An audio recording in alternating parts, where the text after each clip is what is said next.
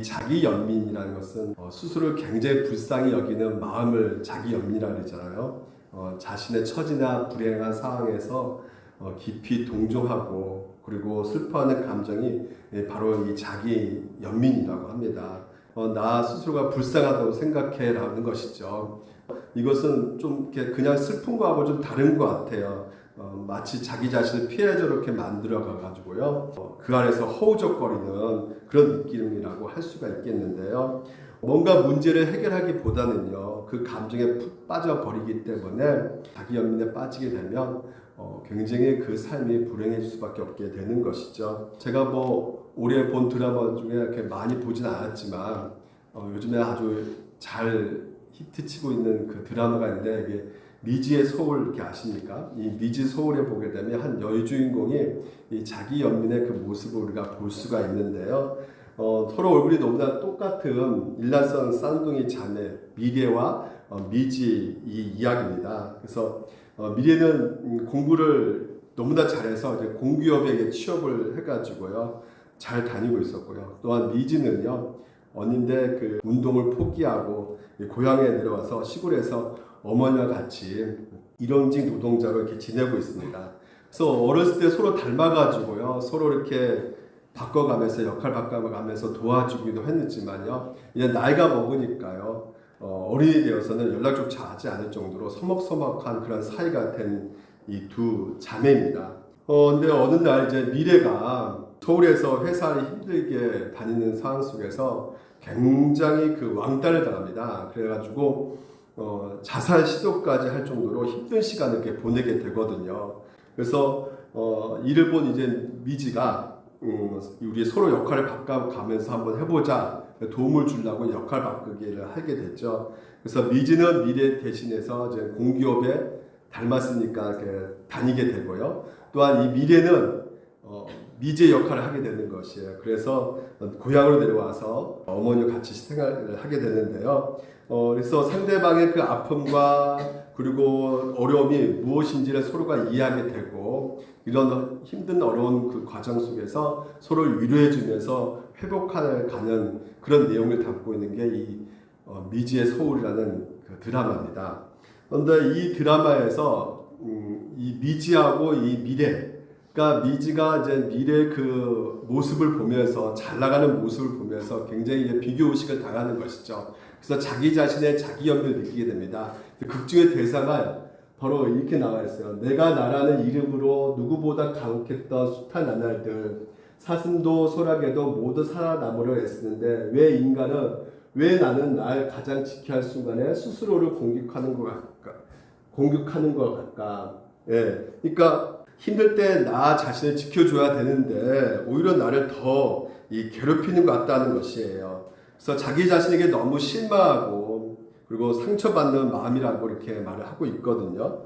그렇다면 이제 서울에서 잘 나가는 무엇보다도 이렇게 자기가 완벽하게 모든 것을 이룰 수 있다고 생각하는 이 미래는 과연 자기 연민이 없을까라고 했을 때 이렇게 말을 합니다. 나는 무조건 완벽해야 해.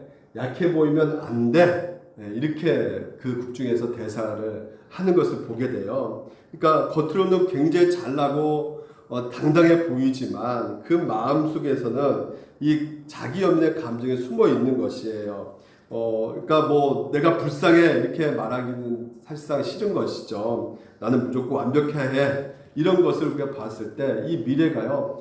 어렸을 때 굉장히 그 가족의 폐가 된다고 생각해가지고 혼자서 척척 잘해야 된다는 그런 부담감을 늘 느끼면서 스스로에게 주는 말이었던 것이죠.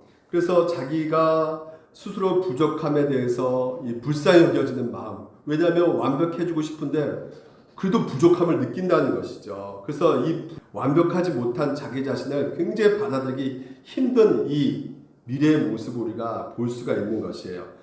그러니까 이 둘 다, 미래와 미지, 이 둘 다 자신이 가장 힘들 때 자기 자신을 지키지 못하고 오히려 자기 자신을 공격하는 모습 속에서 죄책감과 자기 자신의 어떤 상처, 이것을 잘 보여주고 있는 이 드라마라는 것을 생각해 보게 됩니다. 우리에게는 정말 놀라운 능력이 있는데 그 능력이 뭐냐면 어떤 상황이든지 자기 자신의 가장 큰 피해자로 생각하는 능력인 것이에요.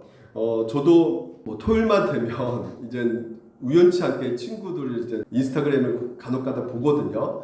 보게 되면 어떤 친구는 이제 발리에서 해변에 여행 갔다는 그 인스타그램 사진을 올려게 보면요, 제 자신이 굉장히 뭐 부럽다 이 정도에 멈추지 않고요. 내가 너무나 불쌍하다. 왜냐하면 어저께 같은 경우도 너무 많이 비가 와가지고 위에 올라가서 계속 비 맞으면서 막 뚫어하면서 막 뚫었거든요. 막 그래서 뚫어가지고 이렇게 있는 내 자신, 빈만 쫄딱 맞는 내 자신을 보면서 그 사진 보면서 아, 내가 진짜 너무나 불쌍하다.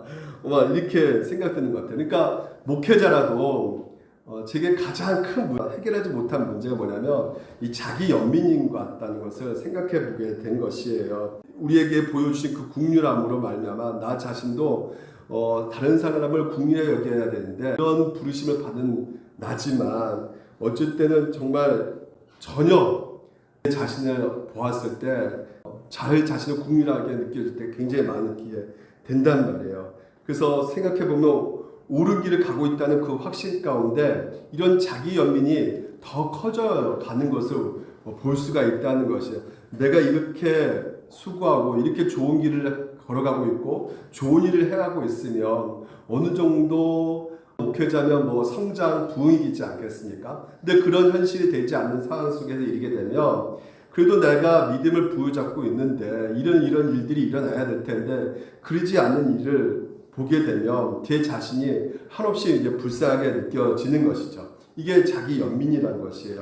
우리 다음 세대 청년들도 그런 것들도 느낄 수가 있는 것이죠. 요즘에 소외 불안 증후군이라고 폭언 증후군이 있는데 인스타그램에 행복한 사람 사진이 다 올라와 있잖아요. 거기서 뭐 슬퍼 보이는 사람, 뭐 불행해 보이는 사람 없습니다. 다 행복한 사진들이 올라와 있단 말이에요. 이렇게 올라온 사진을 보면서 나의 자신과 비교해 보는 것이죠. 난 참 왜 이렇게 못 살지? 나는 왜 이렇게 저렇게 즐기지 못하지? 하면서 자기 자신이 불행하다는 생각에 빠지게 된다는 것이죠. 그래서 여러분 이 자기 연민 여러분 어떻습니까? 여러분 자신 스스로가 어떻게 불쌍하게 생각하는 적이 많이 있지 않습니까? 그래서 성경에서는 이런 감정에 대해서 어떻게 대처하라고 말씀하고 있는지 오늘 여러분 같이 이 자기 연민에 대해서 그 이유와 특징에 대해서 이 본문을 가지고 살펴보겠고요. 그리고 거기에 문제 해결이 바로 이신칭에 있다는 아주 중요한 교리죠. 이것을 살펴보게 했습니다. 그리고 거기에 대한 적용점을 우리가 살펴보도록 할 텐데요. 먼저 우리가 같이 함께 한번 이 말씀을 읽어볼까요? 시작. 거짓말한 자가 누구냐? 예수께서 그리스도이심을 부인한 자가 아니냐? 아버지와 아들을 부인하는 그가 적그리스도니. 그렇습니다. 이 적그리스도가 있다는 것이에요. 그러니까 이 적그리스도가 있는데 이 결정적인 이 적그리스도가 하는 일이 뭐냐면 거짓말한다는 것입니다. 속인다는 것이에요. 그러니까 적그리스도의 그 속임수에 사람들이 넘어간다는 것이죠. 그러니까 먼 미래에 어떤 나타날 어떤 대상보다는 우리 신앙에 교묘하게 들어와서 흔들어내는 영적 세력을 우리에게 알려주고 있는 것이거든요. 그래서 이것이 끊임없이 우리들에게 들어와가지고요, 우리에게 속삭입니다. 거짓말로요. 어떤 거짓말이냐면, 너는 충분치 않아. 너는 너의 노력으로 하나님을 기쁘게 할 수가 없어. 너 늘 매일 죄를 짓잖아. 너 하나님이 기뻐하시겠어? 너는 안 돼. 너는 안 돼. 너는 정말 불쌍해. 너는 사랑받을 자격이 없기 때문에 이렇게 자꾸만 우리 안에 들어와서 속삭인단 말이에요. 그래서 우리의 자존감을 갉아먹고 우리를 더욱더 자기 연민에 빠지게 하는 구렁텅이에 빠지게 하는 역할을 하고 있는 것이 적그리스도라는 것이죠. 그리고 우리 다음 세대 청년들에게도 동일하게 속삭이고 있단 말이죠. 끊임없이 거짓말로 속삭입니다. 넌 아무것도 아니야. 너 성적 이거밖에 안 되는데 너 어디 갈 수나 있겠어. 너 형편없는 애야. 너 공부하잖아. 근데 이런 실력을 갖고는 안 돼. 절망 가운데 빠뜨리게 하는 것이죠. 그래서 너는 불쌍하다. 너 이렇게 실력이 없는데 누가에게 인정받겠어? 상 받을 자격 없어. 이렇게 자꾸만 생각하게 만든다는 것이에요. 그래서 이 적그리스도의 그 거짓 속임수에 빠져가지고 자기 연민에 더욱더 그 구렁텅이에 들어가는 우리들을 보게 된다는 것이죠. 거짓말로 우리를 더욱더 외롭게 하고요. 더욱더 하나님을 의심하게 만드는 것이죠. 왜 하나님을 의심하게 만들까요? 하나님께서 우리에게 좋은 걸 주시는데 봐봐, 하나님 너에게 좋은 걸 주시지 않잖아 하면서 의심하게 만든다는 말이에요. 혼란스럽게 만든다는 것이죠. 이것이요, 이 세상에선 더욱더 확실하게 여러분을 더욱더 부추깁니다. 의심과 혼돈, 불안을 더욱더 부추기고 있어요. 왜냐하면 이는 세상에 있는 모든 것이 육신의 정욕이 있다는 것이에요. 육신의 정욕이 무엇이에요? 우리 몸이 원하는 대로 살고 싶은 마음 아니겠습니까? 예를 들면 애원이가 내 시험인데 나 공부하기 싫어. 나 게임만 할 거 있어. 게임하고 놀 거야. 내 마음대로 놀 거야. 물론 놀겠죠. 놀지만 성적이 잘못 나오면 내가 왜 그랬을까? 내 이러면 안 되는데 좀 더 노력해야 될 걸 하면서 나는 이거밖에 안 되는가 봐. 의지가 이렇게 약한가 봐. 막 이렇게 생각이 든단 말이죠. 그래서 자기 스스로를 한심하게 불쌍하게 생각하게 만든단 말이에요. 그러니까 이 육신의 정욕 이런 것들이 남하고 비교하면서 나보다 좀 더 잘 나간 사람, 잘한 사람 비교하면서 나는 왜 그럴까? 나 이거밖에 안 될까? 이런 생각을 하게 만든단 말이에요. 뭐가 우리 안에 이 정욕이요. 이 욕심이. 그리고 또 하나는 안목의 정욕. 무엇입니까? 눈으로 보고 있는 것을 탐내는 것이죠. 이 안목의 정욕이요. 그래서 친구가 가진 어떤 멋진 옷들, 아니면 스마트폰, 여러 가지 예쁜 외모, SNS에서 나오는 것들 이렇게 보게 되면서, 나는 이렇게 되고 싶은데, 내가 이렇게 정말 갖고 싶은데, 이런 것이 없는 내 자신을 보았을 때 초라하게 느껴진단 말이에요. 그래서 자꾸만 이 세상은 끊임없이 우리들에게 넌 남들처럼 되어야지만이, 이렇게 해야지만이 행복해질 수 있어. 너 발리 가서 정말 이렇게 해변가 거닐면서 이렇게 막 손 벌고 이렇게 다니면 행복해질 수 있어 하면서 막 우리 가운데 요동을 치게 만든다는 것이죠. 그래서 TV에 연예인들 화려한 삶들을 막 보여준단 말이에요. 멋지지? 아름답지? 그래서 나 자신과 자연스럽게 비교된다는 것이에요. 근데 그런 모습들은, SNS에 나오는 모습들은 가장 그 사람이 빛나는 모습만 찍은 거 아니겠습니까? 제가 며칠 전에 월급쟁이 부자들 TV, 유튜브를 봤어요. 거기 보니까 가장 빠르게 가난하게 탈출한 방법을 알려준다는 거예요. 그리고 40대부터 반드시 이 행동을 해야지만이 부자가 되는데요. 그러니까 월급쟁이가 부자 되는 것은, 직장인으로서 그 월급 받아가지고 부자 되기 힘들기 때문에 이런 방법을 하면 부자가 될 수 있다는 거예요. 따라하라는 것입니다. 그러면서 그 강의한 사람이 누구냐면 상위 1% 슈퍼리치라고 병원장을 소개하면서 이 병원장을 이렇게 가르치며 따라가면 너희들은 다 부자가 될 수가 있어. 근데 그 구독을 몇만 명이 아니면 200만 명이 이것을 보고 있더라는 거죠. 이렇게 하면 부자가 될 수 있어. 그래서 심지어 그 내용 가운데 가난한 사람에게는 없지만 부자에게 있는 외모의 어떤 특징이 있다는 거예요. 그러면 내 얼굴의 외모가 정말 못났다고 생각하면 그럼 내가 성형을 수술을 해가지고 이렇게 좀 잘 고쳐야지만 내가 부자가 될 수 있는 것인가? 그러니까 자기 자신의 지금 현재 있는 그대로 사랑할 수 있을까요, 없을까요? 없단 말이에요, 결론적으로. 그러니까 오히려 이런 것들은 뭐예요? 우리를 상대적 박탈감을 느끼게 해준단 말이죠. 나도 저렇게 돼야 되는데, 저래야 되는데 하는 이 강박적 불안감에 사로잡히게 된다는 것이에요. 그래서 내가 노력해도 따라잡을 수 없는 어떤 이 격차, 불확실한 미래 가운데 나는 과연 성공할 수 있을까? 난 잘 될 수 있을까? 이런 불안감들, 이런 것들이 오늘 우리의 안정감을 흔들어 놓는다는 것이죠. 그래서 내가 저렇게 하면 되는데 저렇게 하지 못할 것 같다는 생각이 자꾸 드는 거예요. 왜? 내 외모는 왜 이럴까? 나는 이 직장 다니는데 왜 이거밖에 안 될까? 저런 거 있었으면 정말 좋겠는데 하면서 자기 자신의 처지를 보면서 자기 연민에 빠지게 되는 거죠. 난 진짜 불쌍한 사람인가 봐. 나는 이렇게 불행한 사람인가 봐. 초라한 현실에 부딪힐 때마다 그런 느낌이 계속 생겨지는 것이에요. 이걸 누가 한다고요? 적그리스도가 이런 세상을 가지고 여러분을 유혹한단 말이죠. 세상의 가치관을 사용해서 여러분을 뒤집어 놓는단 말이에요. 그 마음을요. 너는 더 가져야 돼. 넌 더 높이 올라가야 돼. 넌 더 많이 실력을 쌓아야 돼. 그래야지 너 불행하지 않을 수 있어. 너 행복해질 수 있어. 그래서 어떻게 합니까? 이 생의 자랑, 내가 가진 것을 자랑한다는 거, 이거 뭐 문제가 있습니까? 뭐 잘못된 거 아니잖아. 이렇게 있어요. 나 어느 정도 갖고 있어요. 나 실력, 나 이 정도 1등 하고 있어요. 근데 여러분, 내가 1등을 못하면 어떻게 되는 거예요? 2등 하고 있으면 어떻게 되겠습니까?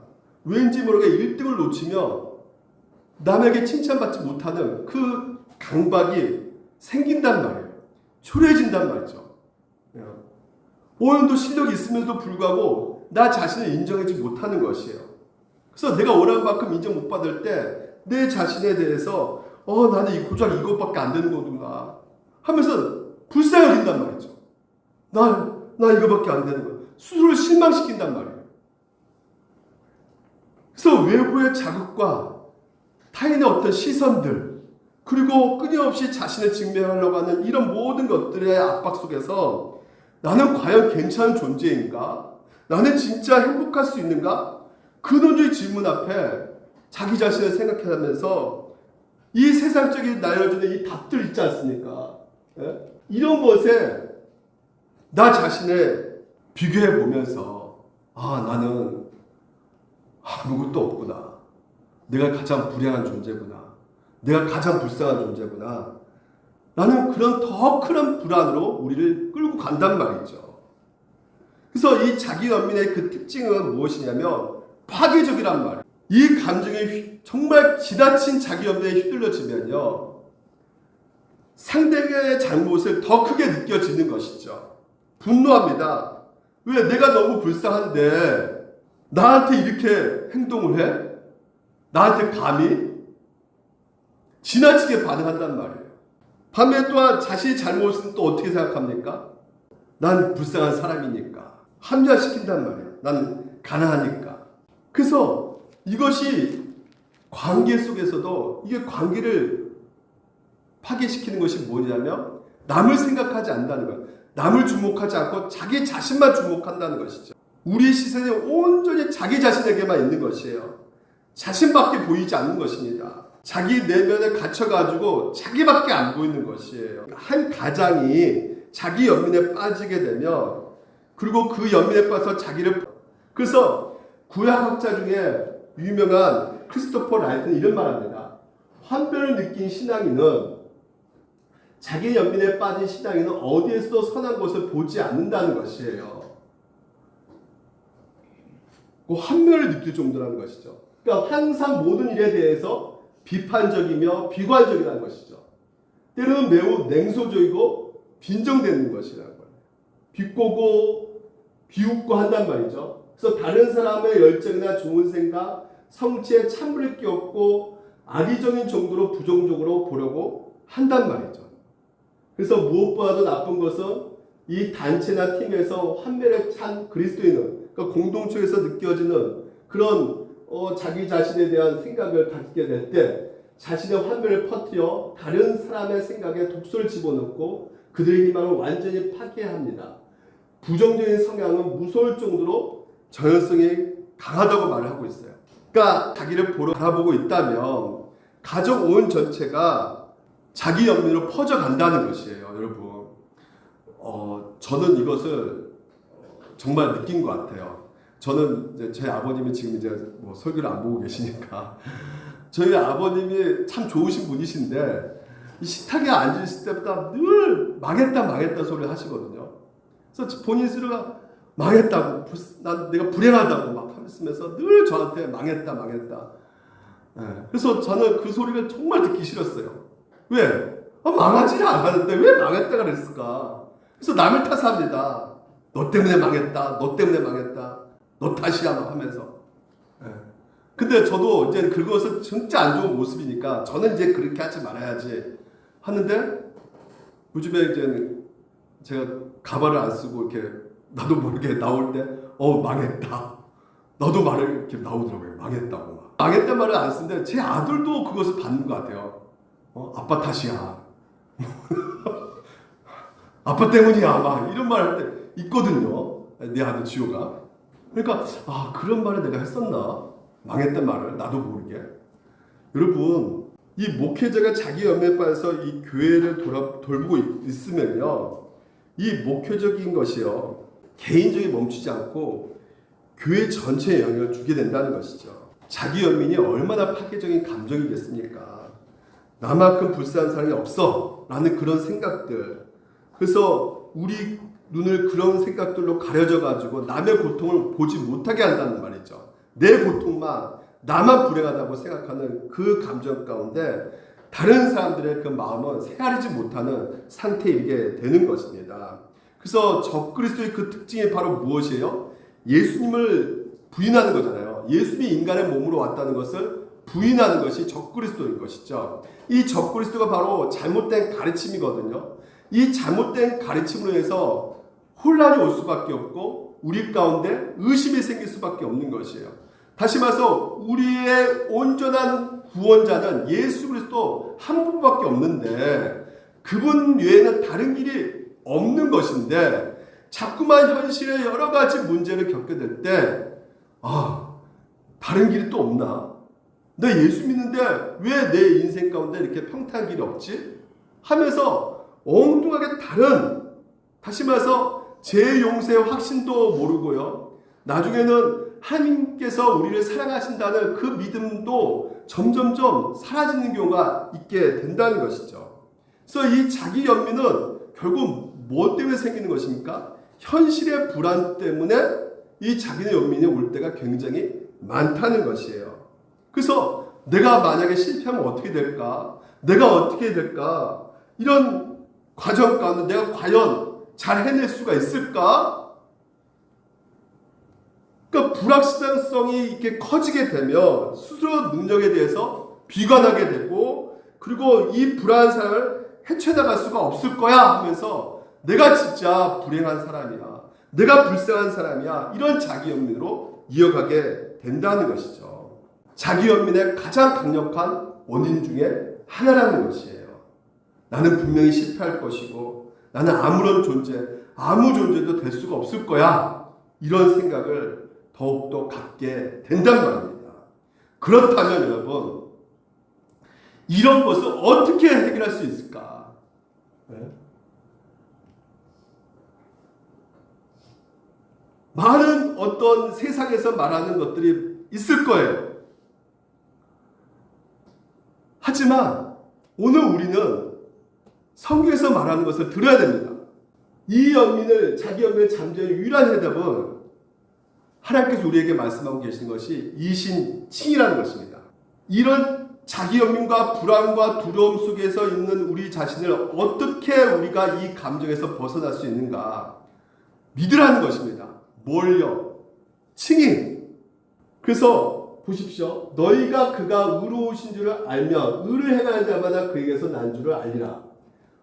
의를 행하는 자마다 하나님께서 난 자라는 것이에요. 그럼 여러분, 의롭게 행동하는 자가 어때요? 우리가 충분히 완벽하게 의로워질 수가 있습니까? 없죠. 네. 그러면 나는 하나님께 난 자가 아닌가 보다. 왜? 우리는 늘 실수하고 넘어질 때가 더 많거든요. 죄를 지을 때가 더 많습니다. 네. 행동으로 지은 죄밖에 말하지 않아요. 성경은요. 마음으로 짓는 죄를 더 강하게 말씀하고 있어요. 그럼 마음으로 짓는 그 죄까지 포함하면 우리의 생각에는 나는 하나님께 난 자가 아니구나 하면서 스스로 어떻게 합니까? 이런 나를 누가 사랑해 줄까? 이렇게 똑같이 죄를 늘 반복적으로 짓는 나를 누가 보듬어 줄까? 이런 감정들이 생긴단 말이죠. 그래서 스스로 부족함에 매몰되어 가지고 헤어나지 못하고 혼자 이런 외로운 고통 가운데 있다고 스스로 자책한단 말이에요. 근데 오늘 이 구절은요, 의를 행하는 자, 내가 뭔가를 하는 것이 초점에 있는 것이 아니라 너희가 그가 의로우신 줄을 알라는 게 초점이라는 말이에요. 다시 말해서 누가 의로우시냐? 예수 그리스도가 의롭다는 것이에요. 그러니까 이 말의 핵심은 뭐냐면 우리의 행위에 있지 않는다는 것입니다. 예수 그리스도 의로우신 것을 알라는 것이에요. 그분만이 의로우신 분이시란 말이죠. 우리는 아무리 애를 쓰고 노력해도 이 의를, 완벽한 의를 이룰 수가 없어요. 모든 종교는 다 하나같이 고행하고 수행하면 이 의를 어느 정도 도달할 수가 있다고 말하지만 성경에서 하나님께서 말씀하신 의는 완벽한 의예요. 100%입니다. 100%. 100% 의로운 자란 말이죠. 이 세상의 그 모든 인간은 100% 의로울 수가 없습니다. 왜? 우리 안에 뭐가 있기 때문에? 죄가 있기 때문에. 부패되어 있다는 말이에요. 본능적으로 우리는 타락했단 말입니다. 그래서 우리 장로교에서 뭐라 말하냐? 전적 타락된 존재라는 것이에요. 이 타락한 자가 하는 일은 하나님을 싫어하는 행동을 할 수밖에 없다는 것이에요. 그래서 우리가 우리 스스로 쓸모없는 존재로 여기고 있는 이 상황에서 성경에서 오늘 뭐라 말하냐면 그것과 상관없이 하나님께서는 여러분을 어떻게 하신다는 거예요? 받아주신다는 것이에요. 무조건적으로 수용해 주시고 여러분을 사랑하신다는 말이 바로 이 복음이라는 것입니다. 이 복음을 적그리스도가 어떻게 해요? 자꾸만 야 너 이거 갖고는 안 돼. 더 많은 것을 행해야 돼. 너 더 많은 체험을 해야 돼. 더 많은 것을 좀 보여줘야지만이 하나님께서 감동돼가지고 너한테 뭔가를 이루실 거야. 라고 자꾸만 속인단 말이죠. 그래서 우리 있는 그대로 보지를 않는단 말이에요. 나 자신을 있는 그대로 보지 않습니다. 근데 이것을 누가 부추기느냐? 교회에서 부추긴단 말이에요. 교회에서 어떻게 해요? 야, 너 뭔가를 해야지. 하나님 복 받아.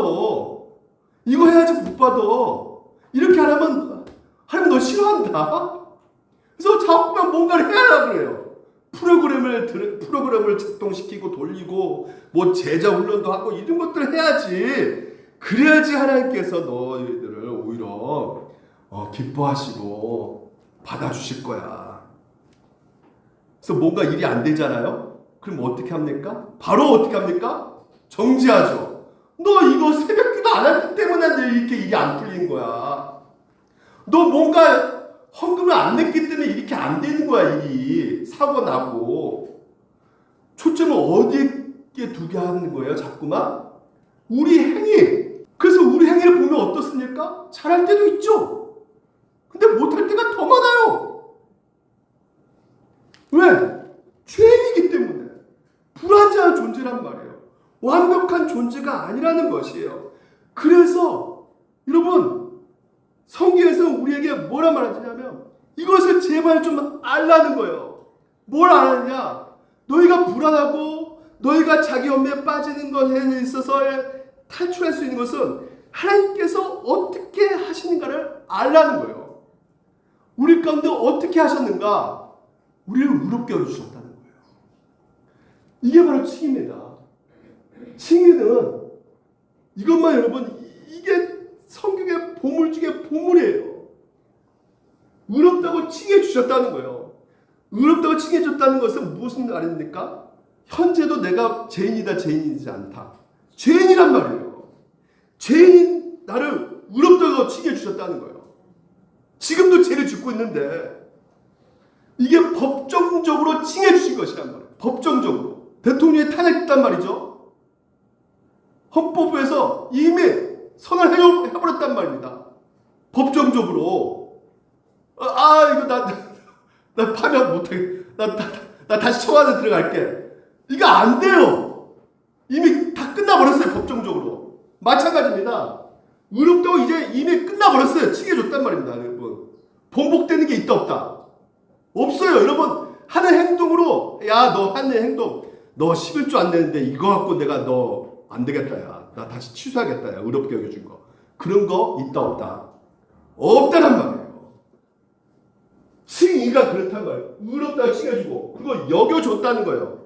여겨준다는 건 뭡니까? 너희가 어차피 죄인인데 내가 너희들 그리스도의 의에 힘입어 의롭다고 여겨줄 뿐이야. 이렇게 말해주고 있는 것이란 말이죠. 그러니까 너희가 그렇지 않는데 그것이 포함되어 있단 말입니다. 지금도 너희들 그렇게 살고 있지 않는데 봐주겠다는 거예요. 여러분. 간주하는 것이란 말이죠. 너희들이 원래 죽어야 마땅한 존재인데 그런 잿덩어리인데 예수 그리스도의 의로 공로로 힘입어 너희들이 이제는 의인으로 하나님께서 간주해 주었다. 이게 나의 은혜야 라고 선언해 주는 것이 바로 이 칭이라는 것입니다. 그래서 이것이 어떠한 방식으로 우리 가운데 오느냐 따라서 합시다. 정가 뭐예요? 넘어간다는 거예요. 넘어가는 거. 우리한테 이렇게 주입되는 것이 아니라 넘어가는 거예요. 그리스도의 이 의가 어떤 의냐? 적극적인 순종을 하셨어요. 적극적 순종이 뭐냐면 우리가 지킬 수는 없는 율법을 예수님께서 다 지키셨어요. 퍼펙트로 완벽한 율법을 지켰기 때문에 그 의를 가지신 분이시란 말이에요. 그리고 속적인 순종, 십자가에 달려서 대신 그 고난과 죽음을 맞이했단 말이에요.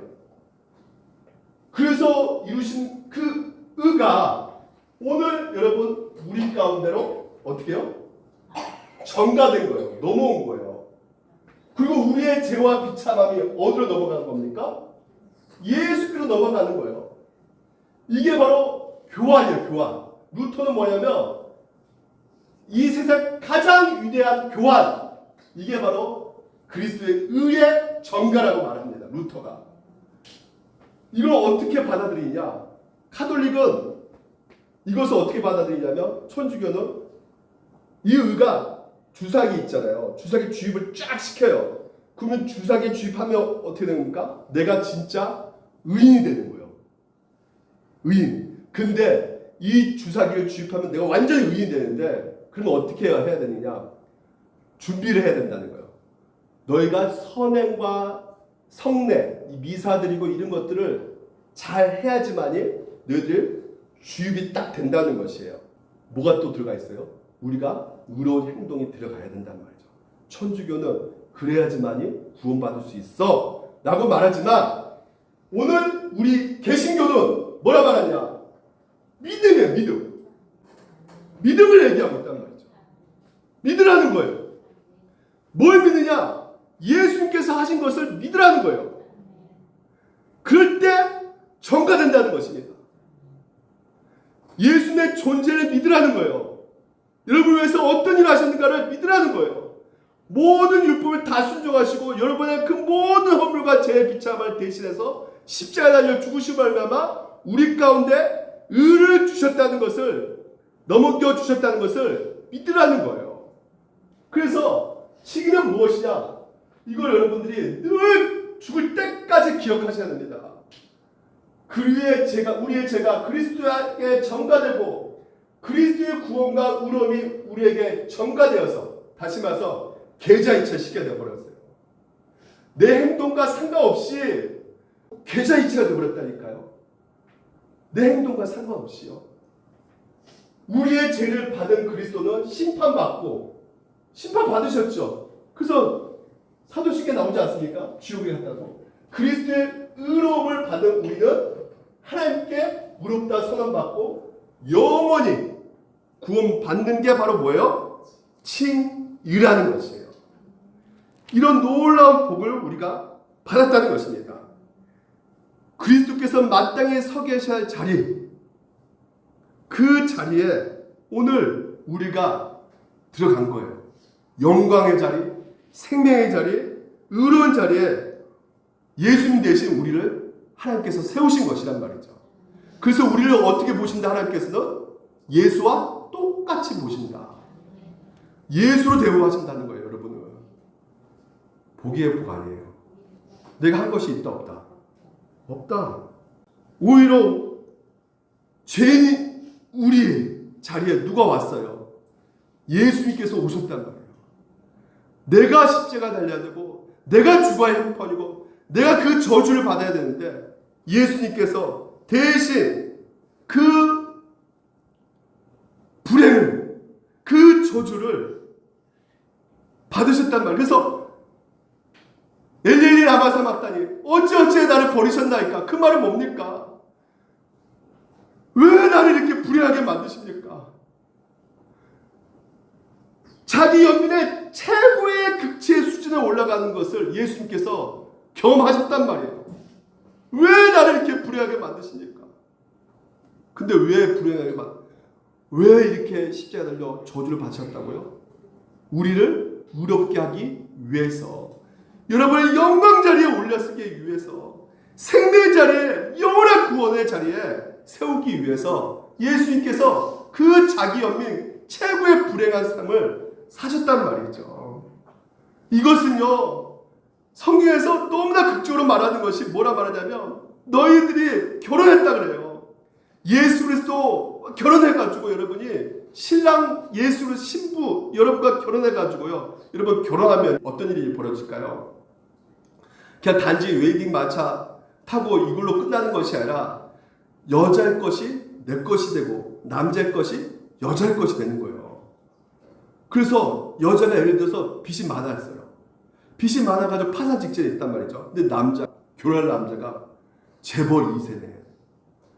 그러면 이 결혼은 어떤 결혼입니까? 여자의 그 빚이 누구한테 다 넘겨져 가는 거예요. 남자한테. 남자가 다 갚아줘 버려요. 파산돼요, 안 돼요? 안 된다는 거예요. 성경에서 뭐라 말하냐면 우리가 그렇게 결혼했다는 거예요. 이 모든 것을 가진 예수님과 우리가 결혼했기 때문에 우리는 절대 파산될 수가 있다 없다. 그분이 다 갚으신다니까요. 부부가 결혼했기 때문에.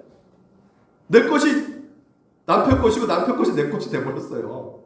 네? 그래서 파산될 수가 없다는 거예요. 우리가 신부로 삼아주셨다는 거, 나를 의롭게 여겨주신다는 것은 궁극적으로 우리가 그분을 믿을 때 내 모든 죄와 불의가 그분께 전가되고 그분의 영광스러운 자리, 구원, 하나님의 나라가 우리 가운데 옮겨지게 되고, 그래서 우리가 어떻게 되는 것입니까?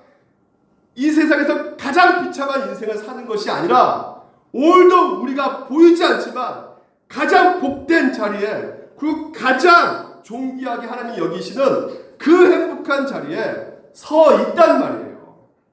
그걸 어떻게 하라는 거예요? 믿으라는 것입니다. 그래서 믿을 때 여러분 이 칭의를 진짜 우리 의롭게 여겨주신다는 것을 믿을 때 우리 가운데 어떤 일이 벌어지느냐? 결코 정죄함이 없다는 거예요, 여러분. 네. 그러니까 우리 스스로를 정죄하잖아요. 자기 연민에 빠지면. 너는 이거밖에 못하는 인간이야.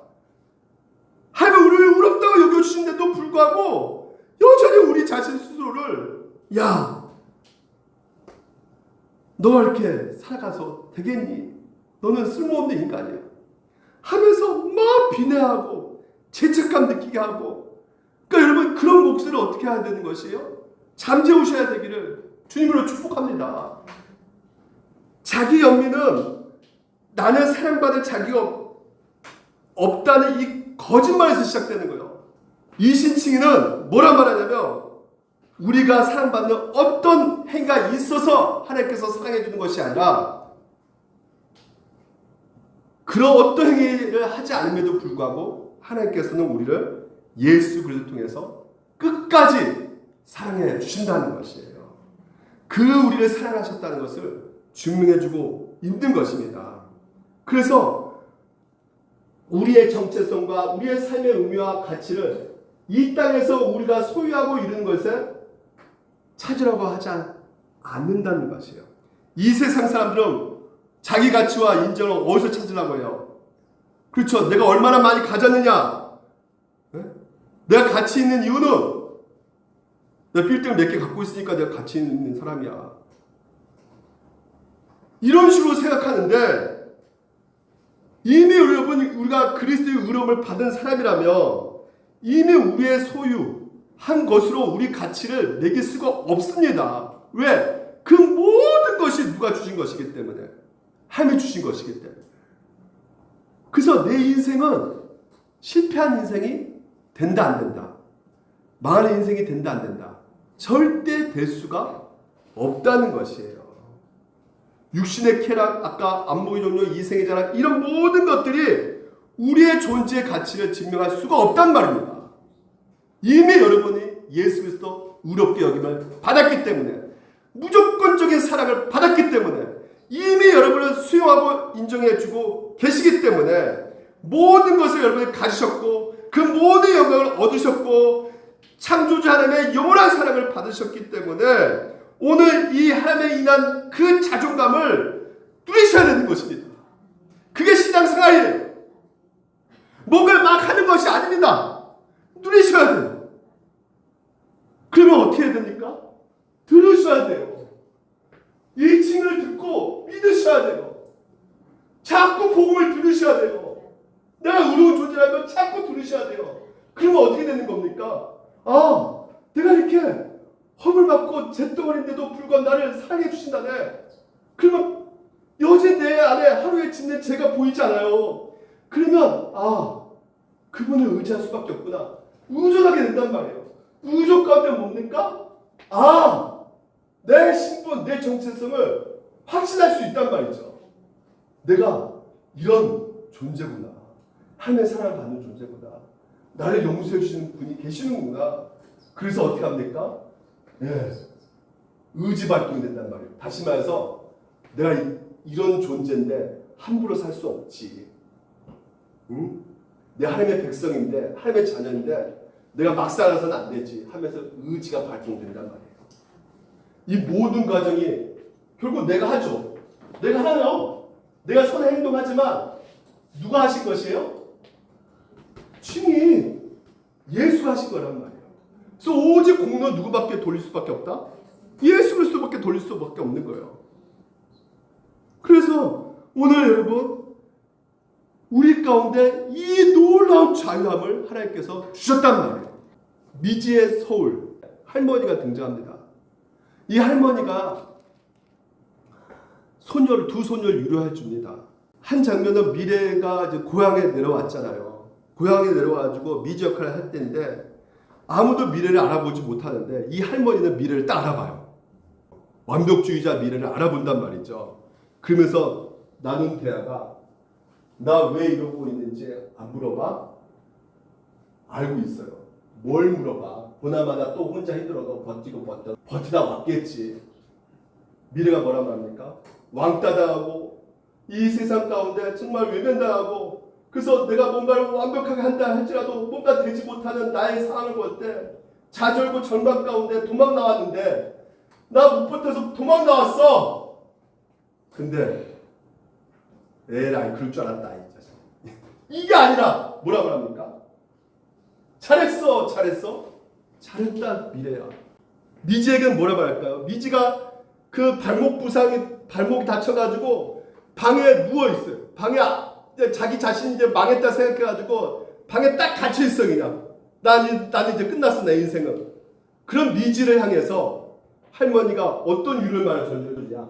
아이고 우리 번데기 얼마나 큰 나비가 되려고 일어나 지금처럼 아픈 데 없이 다 잠먹고 가끔 할머니 말동무 해주면 그래서 살면 되지. 뭐가 이렇게 후회하고 걱정이야.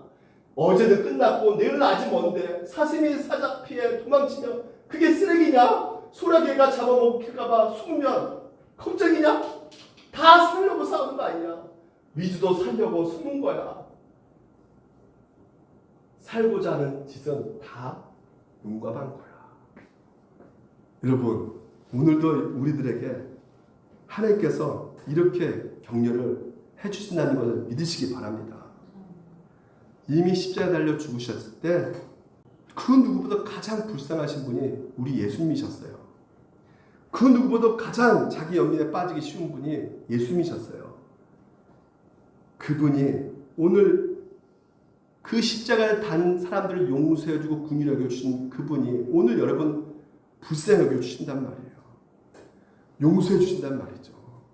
그래서 우리가 언제나 힘들고 어려울 때 그분께 나아가 우리가 위로를 받을 수가 있는 것입니다. 잘했어. 잘했다. 우리 한번 서로가 한번 위로해 주실까요?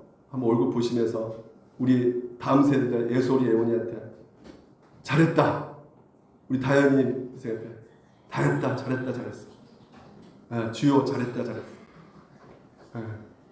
우리 집사님들 잘했다. 우리 경철이. 네, 경철이가 제 이름입니다. 네. 그래서 여러분 오늘 찬양 부를 것이 이겁니다. 오늘 아침 그랬죠. 주님은 산 같아서 안개가 나의 가리고 우리가 몰라요. 뭐가 뭔지 몰라요. 그래서 내 상황과 현실 볼 때 믿음의 흔들리라 한단 말이죠. 그럴 때 어떻게 해야 됩니까? 날마다 위로를 주신 칭의 주님께 나아가는 것이에요. 그분은 언제나 그 자리에 계십니다. 여러분은 언제나 환영해주고 계세요. 받아주고 계셔요. 용납하고 계신 분이 계세요. 눈을 들면 보이라 날 위한 그 사랑. 주는 그 사랑을 느낄 때 그분밖에 없군요. 도움이시며 주의 계획은 날 구하신 계획은 영원하시네. 그래서 우리가 기꺼이 의지 발동해서 예배드리러 나가는 것입니다. 우리 같이 함께 찬양하고 축도로 모든 예배 마치도록 하겠습니다. 안개가 날 가리워 안개가 날 가리워 내 믿음 흔들려 할 때 내 믿음 흔들리러 우리가 어떻게 해야 되겠습니까? 자기 염려에 빠질 때 나아가는 내가 불쌍히 여겨주실 때 주님은 여전히 우리를 사랑하고 계십니다. 여전히 여러분을 용납하고 계세요. 이 그 자리에 우리가 주님 앞에 나아가면 보입니다. 보이라 날 위한 그분이 누구십니까? 주는 나의 도움이시 주에게 영원하시네. 주에게 영원하시네. 주의 위엄 앞에 믿음으로 순종해 예배드리 주님께서 날 이끄시며 주님께서 날 이끄시며 주가 항상 함께 계시네. 주의 사랑 안에 주의 사랑 안에 믿음으로 순종해 예배드리리 영원히 기도하겠습니다. 하나님 아버지